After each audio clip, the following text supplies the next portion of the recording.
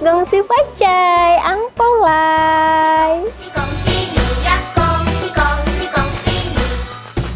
Hari Raya Imlek identik dengan bagi-bagi angpau. Nah, sekarang aku mau ngasih tips perencanaan keuangan edisi spesial Imlek. Jadi, sekarang kita akan bahas yang memberi dan yang akan diberi bijaknya tuh kayak gimana sih gitu. Yang menerima maksudnya. Yang akan diberi, yang menerima angpau Imlek. Ya, sekarang aku mau ngomong tentang gimana sih cara mengatur pengeluaran spesial Imlek. Jadi Imlek itu adalah perayaan besar bagi warga etnis Tionghoa di seluruh dunia. Jadi nggak cuma di Indonesia aja gitu. Sebagai etnis yang piawai mengelola keuangan gitu ya, nggak ada salahnya dong kita belajar dari mereka dalam mengelola keuangan. Aku mau cerita dikit nih, Alkisah. Pada 480-an sebelum Masehi, di masa pemerintahan kerajaan Gujan, semoga aku nggak salah bacanya, terdapat ahli strategis militer yang terkenal bernama Van Li, atau dikenal juga dengan Tao Zugong, yang kemudian setelah mengundurkan diri jabatannya, ia menjadi pengusaha. Nah, Van Li ini mempunyai beberapa prinsip dan filosofi dari etnis Tionghoa. Salah satunya adalah kemampuan mengorganisasikan, atau dalam bahasa Mandarin disebut Nen Zheng Dan. Semoga aku nggak salah lagi bacanya ya. Ia percaya mampu membawa kesuksesan bagi seseorang gitu. Nah, kemampuan mengorganisir inilah yang dimaksud ternyata kemampuan mengatur keuangan atau mengorganisasikan dana atau uang ke dalam plot-plot tertentu. Gimana sih? Nah, itu ya.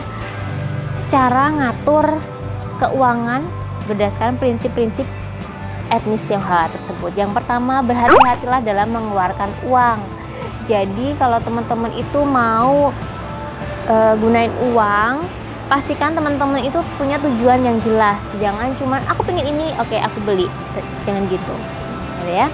Jadi harus sesuai dengan hal-hal yang teman-teman benar-benar butuhkan. Perhatikan gaya hidup banyak. Kita bisa lihat bahwa rata-rata etnis Tionghoa itu hidup secara sederhana gitu ya.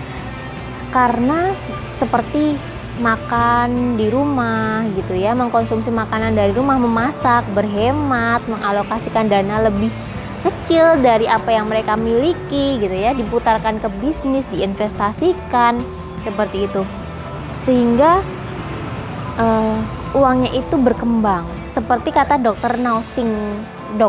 Mao Xingni, kesederhanaan membawa kepuasan dan semua hal akan tumbuh dengan baik. Gaya hidupnya mulai diperhatikan. Lalu menabung dan berinvestasi. Nah, ini dibandingkan dengan negara-negara di Amerika Serikat, jauh ya, dan juga di Indonesia tentunya, masyarakat di China lebih sering menabung gitu. Ada catatannya nih. Ternyata tercatat bahwa masyarakat di sana menabung rata-rata 46% dari total GDP-nya setahun. 46%, gede banget ya. Sementara orang Indonesia rata-rata menabung hanya 32% aja dari total GDP-nya. Ini diambil dari World Bank ya. Dari presentasi aja kita udah bisa lihat bahwa mereka menabung lebih banyak daripada apa yang dari GDP tahunannya. Etnis mereka itu biasanya lebih banyak menabung dan menyisihkan uang sampai cukup baru dibelikan hal yang mereka butuhkan gitu, dan menghindari kredit serta berhutang karena menurut mereka berhutang itu nggak wajar gitu buat mereka.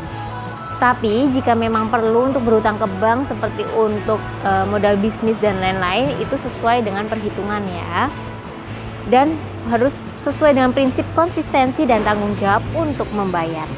Selanjutnya ada manajemen dan perencanaan keuangan yang disiplin. Kalian tahu nggak Jack Ma, orang terkaya dari China yang punya e-commerce itu loh. Nah, dia menerapkan prinsip 30-30-30. 30 untuk kebutuhan sehari-hari, 30% untuk ditabung, 30% untuk investasi dan modal usaha, dan 10%-nya untuk lainnya. Sangat mudah kan? Jadi nggak ada salahnya kita belajar dari etnis Tionghoa untuk perencanaan keuangan. Semoga kalian juga bisa semakin kaya. Jangan lupa subscribe dan nyalakan notifikasi supaya kalian gak ketinggalan episode-episode baru di channel aku.